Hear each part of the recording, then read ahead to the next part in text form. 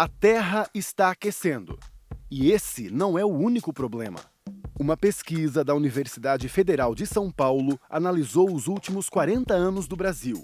Os desastres naturais aumentaram em 84% em São Paulo, dobraram no Rio Grande do Sul e quase triplicaram no Espírito Santo.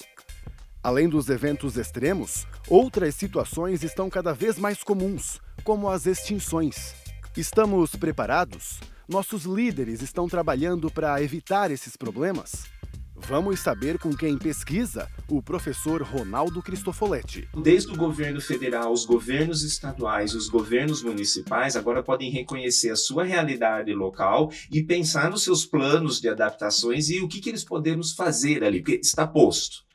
Os impactos estão aí e vão continuar aumentando. Então a pergunta agora é: como podemos adaptar nossas cidades e como podemos minimizar a nossa contribuição para o aquecimento global?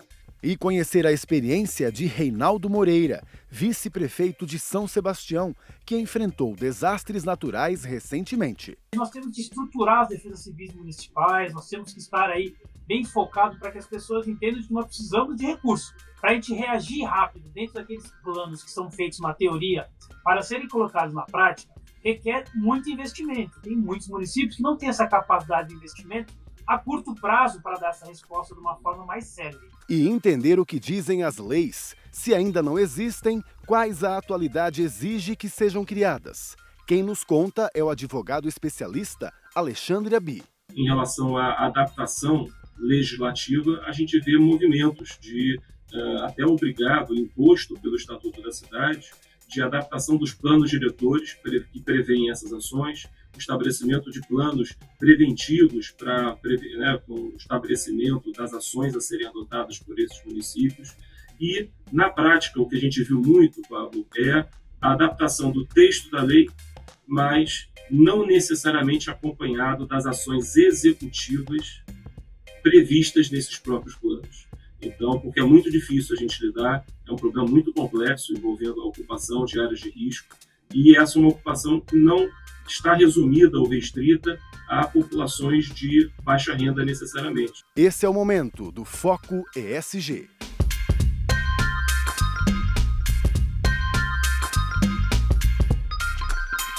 Oi, já estamos no ar então com o Foco ESG e com a sua companhia. Muito obrigado. Aqui comigo já está o professor Ronaldo. Bem-vindo. Muito obrigado, prazer estar aqui.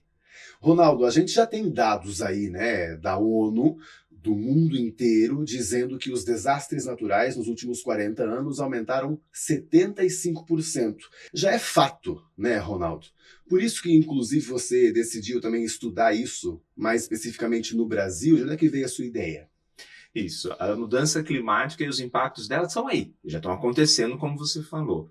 O nosso foco foi, dentre esses desastres, olhar o que nós chamamos das ondas de calor e ondas de frio, que, ou seja, são aqueles dias muito quentes acima, que não são esperados, e os muitos frios, né? Porque eles vão impactar, inclusive, no ciclo da chuva, então eles também podem levar a chover mais do que deveria, e eles vão impactar na saúde humana, porque eles vão gerar desconforto e outros problemas. Então, esse era o nosso foco, e regionalizar para o Brasil, porque a gente fala de um evento extremo, de um impacto, de uma catástrofe. Mas o que é uma catástrofe? O que é um evento extremo? Qual era uma temperatura que a gente pode dizer que é extrema? Ela é a mesma num país do tamanho do Brasil, do norte ao sul do país? Esse foi o foco da nossa pesquisa.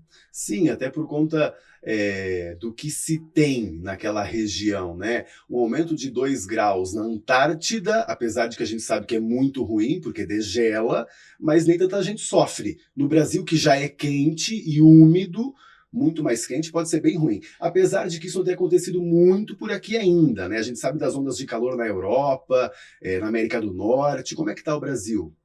Aqui no Brasil ainda está em fase de escalada, não é como ali, como você mencionou, na Europa. E no Brasil a gente vê que, por exemplo, no Norte e no Nordeste nós não vemos um aumento da frequência, ou seja, elas existem, mas ainda estão como sempre foram.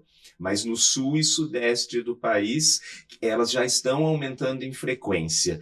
E pior, se a gente vai para a região ali do Espírito Santo, que é o meio do caminho, né, entre a região mais fria do país e a mais quente, não são só as ondas de calor que estão aumentando, as de frio também. No sul, por exemplo, a estiagem, né, tem acontecido com mais frequência e também por um período muito grande. Rio Grande do Sul ainda tem cidades sofrendo com isso desde o ano passado. Exato. A gente vai percebendo que pode variar a intensidade, ou seja, o quanto é mais frio ou mais quente, mas a quantidade de dias seguidos, né? E essa estiagem, esses períodos, e isso gera um impacto muito maior. Vamos até falar um pouco sobre, inclusive, no que o Brasil é um líder mundial, que é a produção de alimentos. A gente ter essa crise, né, essa volatilidade de temperatura, não é bom. Não, não é bom, porque toda a produção, todo o agronegócio brasileiro, ele foi desenvolvido ao longo das últimas décadas considerando o clima como ele era. Quando agora ele começa a variar e você começa a ter períodos incertos de temperatura ou momentos de muito calor, muito frio, isso pode levar a uma perda da produção, por mortalidade mesmo, ou que baixe a produção. E baixar a produção significa impactar o agronegócio, que é a maior contribuição do PIB brasileiro. Isso vai, inclusive, fazer um impacto na inflação e no nosso bolso. Então, nós estamos falando de um ciclo muito completo. Sim, essa volatilidade, inclusive, também não atrapalha só a produção agrícola, né? A gente sabe que a região central, por exemplo, é bastante seca, usa água geralmente irrigada, o que até piora a situação, né? Agora imagine também produção de animais. A gente sabe que aquela amplitude térmica, quando amanhece com 5 graus, de repente à tarde tem 25 graus, um frango, por exemplo, não aguenta.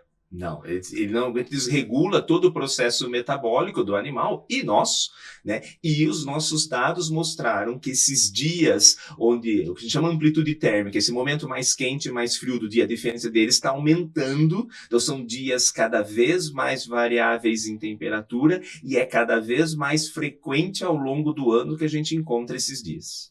Para nós também é bastante ruim, né? A tua pesquisa também acabou mostrando o quanto que a gente já tem afetado nas vidas. Ela traz uma correlação, né? Nós não estudamos a parte da saúde, mas já se é conhecido que, por exemplo, essa variação da temperatura ao dia, então esses dias de maior amplitude térmica, eles estão relacionados a problemas respiratórios, né? Então, muitos dos nossos problemas respiratórios vêm isso. Tem dados do mundo também mostram que quando você tem as ondas de calor, então aqueles dias de temperatura muito extremos, infelizmente aumenta a mortalidade de idosos. Sim, já é fato na Europa, né? E aqui também já está acontecendo, porque a gente vê notícias já desse aumento das doenças respiratórias e o quanto, inclusive, estão lotando já alguns hospitais do Brasil. No Sul, por exemplo, a gente tem visto isso. E o teu trabalho vai acabar ajudando, então, aos nossos governantes a estudarem realmente mais esse assunto, então, se aprofundarem, né? Para que a gente crie mais leis ou adapte algumas. Isso, esse é o objetivo, era também dar um panorama ao Brasil de o que é um evento extremo, né? Então, desde o governo federal, os governos estaduais e os governos municipais agora podem reconhecer a sua realidade local e pensar nos seus planos de adaptações e o que eles podemos fazer ali, porque está posto. Os impactos estão aí e vão continuar aumentando. Então, a pergunta agora é: como podemos adaptar nossas cidades e como podemos minimizar a nossa contribuição para o aquecimento global? E isso tem que ser feito agora. Vamos conversar também, então, com o Alexandre, que está aqui com a gente, tem experiência em desastres naturais e também outros que afetam muito o meio ambiente aqui pelo Brasil, como, por exemplo, em Mariana, em Brumadinho. E ele entende bem, pode contar para a gente. Bem-vindo, Alexandre. Se os nossos governos, eles têm que realmente adaptar leis, as que existem, né? Elas já asseguram a nossa população segurança diante desse aumento? Pablo, primeiro, boa noite, obrigado aí pelo convite para participar dessa conversa. Bom, primeiro, falar que em relação aos desastres, é muito interessante que a legislação, inclusive, prevê e reconhece um ciclo relacionado ao desastre, que passa pela prevenção, mitigação, preparação, resposta e recuperação voltada à proteção e defesa civil. Esse é o norte, é diretriz e objetivo da Política Nacional de Proteção e Defesa Civil. E quando a gente fala em todos esses aspectos, isso passa por um reconhecimento social e um reflexo na legislação de fenômenos naturais com os quais, eventualmente, a gente se depara.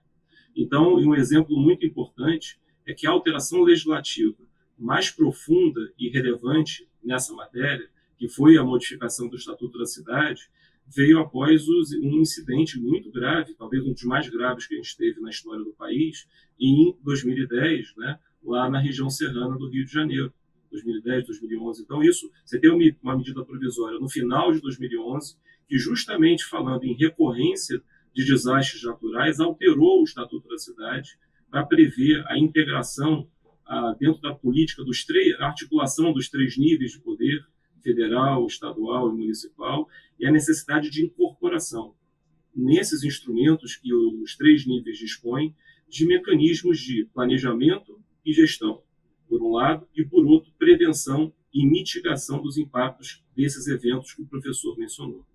Uhum. E você tem visto isso em prefeituras, em governos de estado, né? Essas adaptações, esse olhar mais apurado? Pois bem, em relação à prevenção, quando a gente fala em prevenção, a gente pode olhar especialmente sobre 2 focos. O primeiro, a prevenção da formação de novas áreas de risco. E o segundo, a redução dos níveis de risco nas ocupações que já estão instaladas.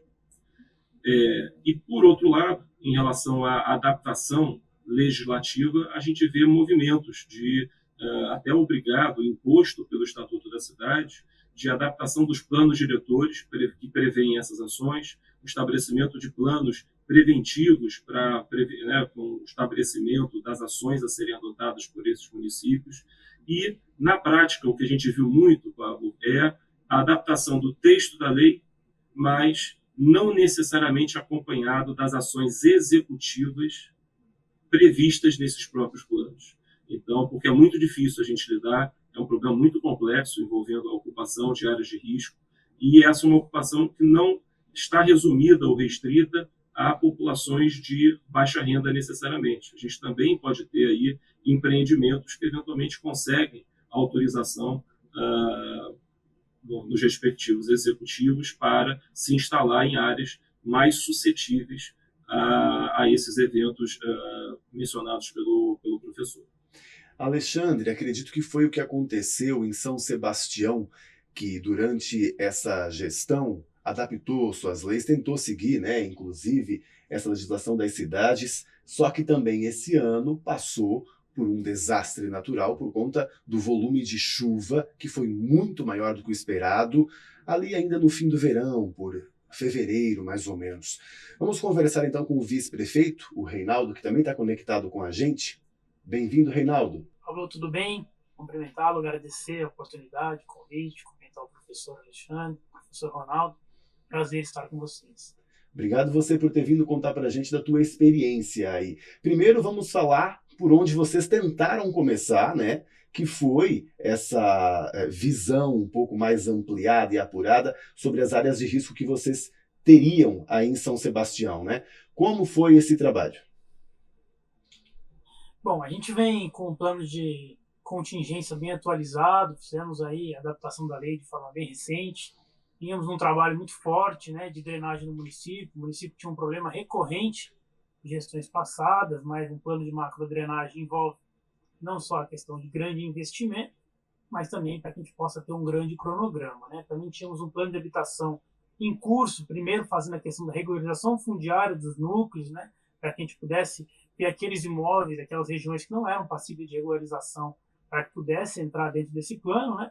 E também estávamos buscando áreas, tentando financiamento junto à Caixa Econômica Federal, junto ao Banco Nacional de Desenvolvimento, para questões de construções de casas populares aqui, como nós tentamos fazer há alguns anos em Maresias. É claro que a dificuldade em você impor respostas de forma rápida numa construção de casas e outros mecanismos de ações que nós temos de fazer para mitigar, caso uma chuva que nós consideramos forte, era chuva de 250 milímetros, chuva de 300 milímetros, e aí nós somos surpreendidos com uma chuva de mais de 650 milímetros. E os professores que aqui estão com a gente sabem, conforme foi dito até pelo professor, esses dias eu vi uma entrevista de um professor do ITA falando de que o diferencial de São Sebastião é que se mede normalmente o milímetro de chuva por 24 horas. Nós estamos falando de quase 700 milímetros de chuva que caiu em 6 horas numa região de apenas 30 quilômetros de extensão.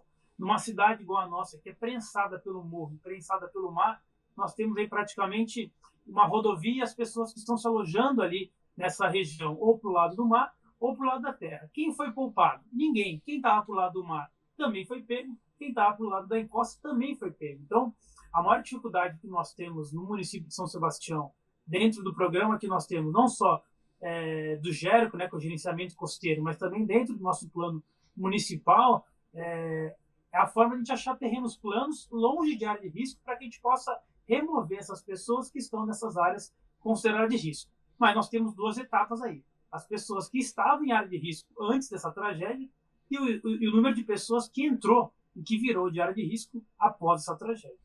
Eu quis chegar nesse ponto para que você entendesse junto com a gente como é grave a situação, porque mesmo seguindo, então, uma nova legislação, né, que obriga as cidades a se adaptarem, ainda assim é difícil fugir de um desastre como esse, até porque, né, a quantidade de chuva, né? É isso que a gente, inclusive, tem que entender, né, professor Ronaldo? De que realmente é um extremo climático. É um extremo e que vai acontecer cada vez mais frequente. Por isso que planos de ação como esse, por isso que nós temos que cada vez mais responder como podemos nos preparar, porque está posto. Infelizmente, outros desastres vão chegar em breve. Então, como que os nossos governos, como que as nossas cidades e como que nós, que informações nós temos para saber como agir na hora?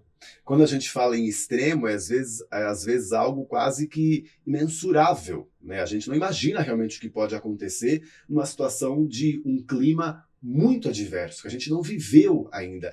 Isso demonstra, né, Alexandre, o quanto que, inclusive, essas leis, elas sempre vão ter que ser revistas. Não é porque agora a gente criou um mecanismo, né, um arcabouço aí para tentar proteger, para tentar prever as situações e ter, quem sabe, até uma verba guardada para isso, é que está resolvido.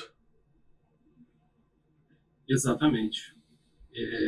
A gente tem a legislação, ela precisa acompanhar os avanços sociais e lidar com a realidade como ela se coloca. Então, ela está em constante movimento, em constante aprimoramento.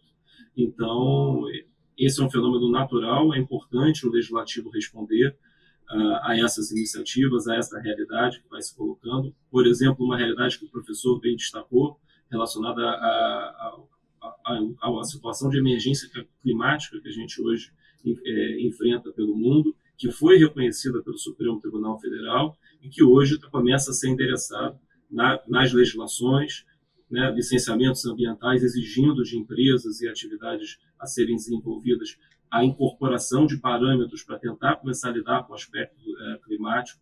E essas informações são muito importantes para pautar e direcionar a atuação das 3 esferas de poder: o legislativo, o executivo e, claro, que também o judiciário, em vista aí de eventual necessidade de complementação para a atuação da sociedade civil organizada, do Ministério Público, para a gente avançar na direção certa. Especificamente em relação a esses aspectos, vejam que a atualização da legislação, muito voltada para a prevenção e mitigação, por exemplo, ela previa prevenção de formação de novas áreas de risco. E aí a gente vê o plano diretor atualizado pela São Sebastião em novembro do ano de 2022, ou seja, meses antes até da própria ocorrência. Ele previa ali uma das diretrizes do plano de urbanização, né, de ocupação de solo. Ele previa proibir a ocupação de áreas de risco, de escorregamento, que tinha sido mapeado anteriormente com um estudo, né, do Instituto de Pesquisas Tecnológicas, o IPT, de 2017, outros estudos. Então, isso foi mapeado, mas entre esse mapeamento, as ações de endereçamento dessa situação, a gente se depara, eventualmente, com esses fenômenos e eventos naturais que acabam interferindo aí no curso natural das situações do que a gente gostaria de enfrentar e ter aí a nossa disposição. Realmente, chega a ser curiosa, né? Que o plano diretor foi renovado em um mês e 3 meses depois aconteceu o que aconteceu em São Sebastião. E aí até imagino que vocês também tiveram sérias dificuldades, né, vice-prefeito? Como é que está esse amparo também, né, para que as prefeituras trabalhem tanto nessa mitigação quanto para socorrer as pessoas? Olha, eu corroboro com o que os professores falaram, porque realmente nós trabalhamos muito nesses planos, né?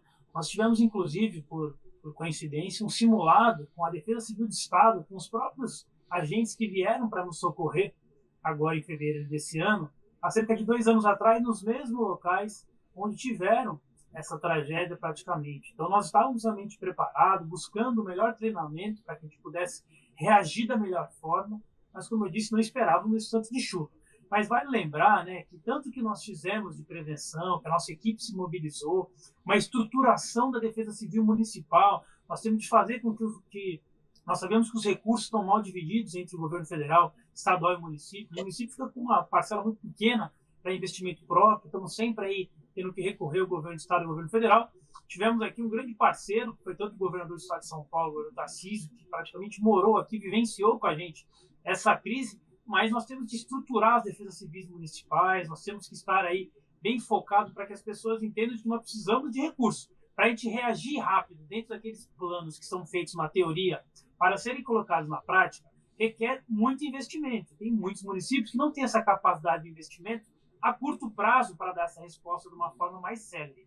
Então, se você pegar lá no Rio de Janeiro, em Petrópolis, que nós tivemos aí 150 milímetros a menos de chuva, num período maior de tempo, e tivemos aí, se eu não me engano, cerca de 500 ou 600 óbitos, você vê o tamanho da potência que tem naquela região. E aqui, quando nós sobrevoamos a nossa área, a nossa região, e vemos o tamanho do estrago que foi, às vezes a gente até pergunta como que naquela casa não morreu ninguém, como que naquela região não morreu ninguém. Se você pegar o ponto da Praia Preta, onde foi o último bloqueio que nós conseguimos desbloquear, a terra ela passa por cima da rodovia e pega as residências que estão lá em costa, pé na areia praticamente. Essas residências, os carros ficaram todos soterrados e ali nós imaginamos que encontraríamos corpos.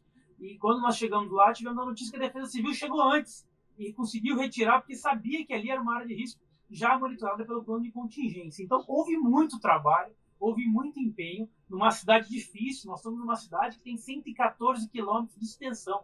De uma ponta a outra, dependendo da região, dependendo da fase do ano, nós estávamos no carnaval, leva-se 3 horas. Nem no município de São Paulo, para você ir da Zona Norte à Zona Sul, sem trânsito, você leva 3 horas. Então, é um município atípico, mas que a gente tem que investir também em tecnologia. A tecnologia está aí para isso. O professor Ronaldo pode falar melhor sobre isso, mas São Sebastião, se eu não me engano, nós temos aí um radar meteorológico que um está instalado, se eu não me engano, em Angra dos Reis, e outro em San Roque. Então, São Sebastião está no meio, mas nós temos uma característica também de chuvas focais, que não estão passando por esses radares. Então, nós precisamos investir para que a gente consiga prevenir melhor e assim reagir de uma forma mais eficaz. Pois é, professor Ronaldo, até comenta para a gente, né, essas diferentes situações, como ali, por exemplo, ele já citou, até um acesso complicado, né, se vê realmente muito no Brasil essas diferenças, lógico, até, como a gente já falou, o tipo de desastre pode ser diferente, já começa por aí, né?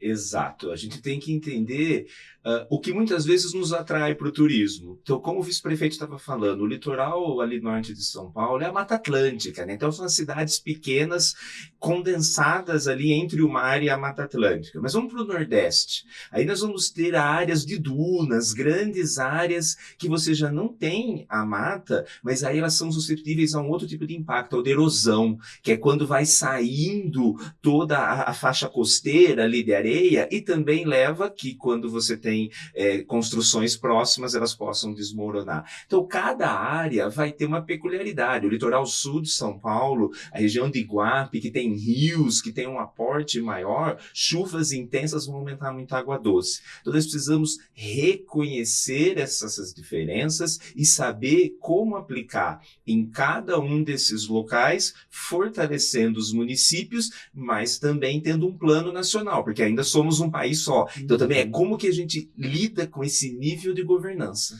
A tua pesquisa, né, ela já deu aí um degrau a mais nesse tema, só que agora, inclusive, até tem outro então, né, da gente regionalizar e entender, e isso os governos têm que estar envolvidos, claro.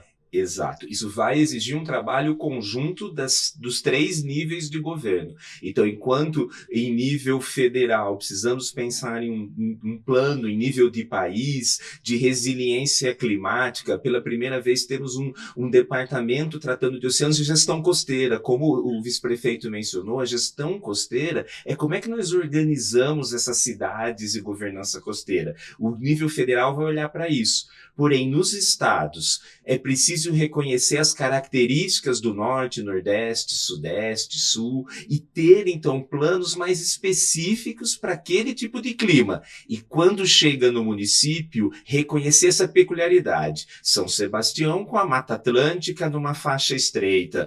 Santos, o litoral de Santos, uma cidade já mais expandida, muito com porto. Então, são muitas vezes respostas diferentes. Então, vice-prefeito, o plano diretor de vocês está sendo atualizado de novo?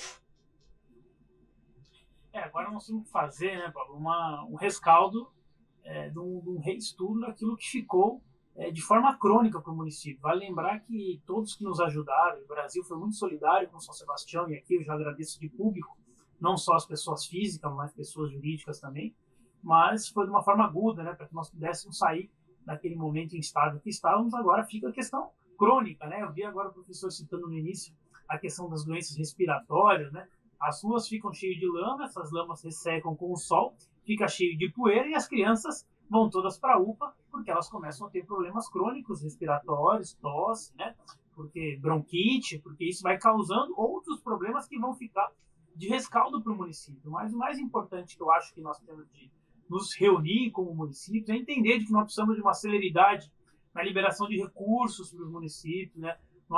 Eu vou dar um exemplo claro, nós não podemos reclamar de jeito nenhum, de nenhuma esfera de não ter nos ajudado, mas as burocracias, aí também deixo esse tema com o professor Alexandre, porque existe um pouco de burocracia na lei referente, óbvio que é um recurso público, nós precisamos de bastante documento para provar a necessidade, mas ali tínhamos que apresentar planos de trabalho sólidos para que eles possam enviar o recurso para o município. Aí nós temos aqui no município cerca de 8 engenheiros. E esses 8 engenheiros, obviamente, deslocados dentro dessa tragédia para as áreas de risco, para salvamento, para ajuda. E nós tínhamos de restaurar esses engenheiros para que eles possam fazer um plano de trabalho que seja remetido ao governo federal, que seja aprovado, e aí sim se envia o dinheiro para isso. Então, você imagina que nós estamos falando de São Sebastião, que é uma cidade onde nós tivemos uma grande mobilização em nível nacional e até fora do Brasil, mas alguns municípios que passam por isso, que não conseguem ter esse tempo-resposta de uma forma burocrática tão consistente, acaba demorando a receber esse recurso e assim a população acaba demorando a ter essa resposta que só os governos de esfera maior conseguem ajudar num caso como São Sebastião, que envolveu chuvas extremas. Eu pensava em perguntar justamente isso para o Alexandre, porque também me ocorreu, né, que existe muito aquela situação de emergência que é colocada junto com a defesa civil. E ela não basta, né, Alexandre? Aliás, ela tem que continuar, imagino, para que a gente possa fazer o socorro, mas ninguém pode usar ela como muleta, né, para depois dizer que resolveu algo.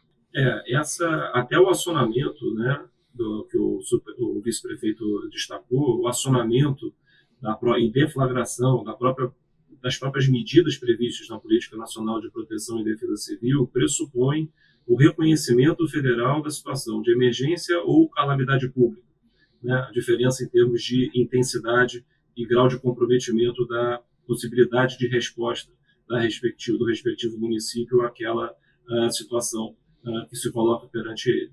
Então, a partir desse reconhecimento é que se deflagram todos os mecanismos e, inclusive, transferências de recursos federais para suporte, recursos e também do próprio apoio logístico do nível federal para apoio a esse município.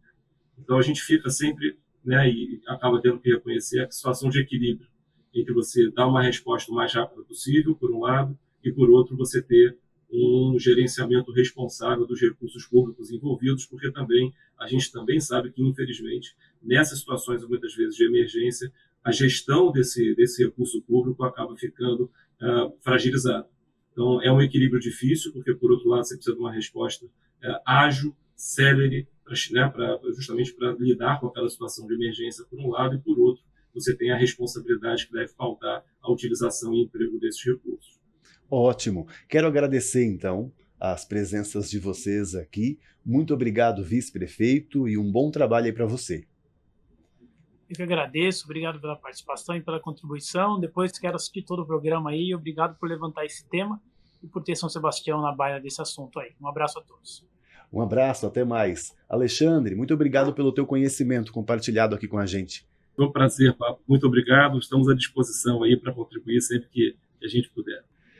Professor Ronaldo, depois, dessa aula, para nós dois, inclusive, fomos além no assunto, mas ainda quero te ouvir sobre, no Brasil, pontos mais críticos. Você poderia dizer para a gente? Olha, essa é uma excelente pergunta, Pablo. E eu diria que, em termos climáticos, a região Sudeste e Sul é a mais impactada. É isso que mostra, inclusive, nossa pesquisa, porque ela é a chamada zona de transição dentro do clima do planeta. Então, ela sofre mais. Agora, nós temos um outro fator que nós precisamos olhar como sociedade. Nós falamos de clima, de desastres naturais, mas eles se intensificam de acordo com a ação humana. Então, quando nós temos ocupações urbanas, as áreas de cidades mais amplas, onde a gente retira os manguezais, as restingas, que seriam as defesas naturais do ambiente, esses processos podem piorar. Então, nós temos que ter esse olhar também para a nossa ocupação na zona costeira. Muitas vezes a gente fala, o mar está invadindo a cidade. Mas a questão é quem está invadindo quem? O que tinha ali antes de ter um prédio a 20 metros da linha d'água? Certo, uma ótima dica. E, aliás, também sou um grande defensor como alguém do litoral. Professor, muito obrigado pela tua presença, foi muito legal. Eu que agradeço, Pablo, um prazer. E parabéns pelo teu trabalho, continue e traga mais informações em primeira mão aqui pra gente. Obrigado. Até mais. Obrigado também pela sua confiança aqui no nosso conteúdo, e pela sua companhia aqui com a gente. Não faríamos se você não tivesse interessado. E para não perder nada lá no YouTube, clique no sininho, aí você vai ser avisado sobre tanto o Foco ESG como nossos outros podcasts, outros conteúdos do SBT News. E a gente se vê no SBT. Tchau, tchau.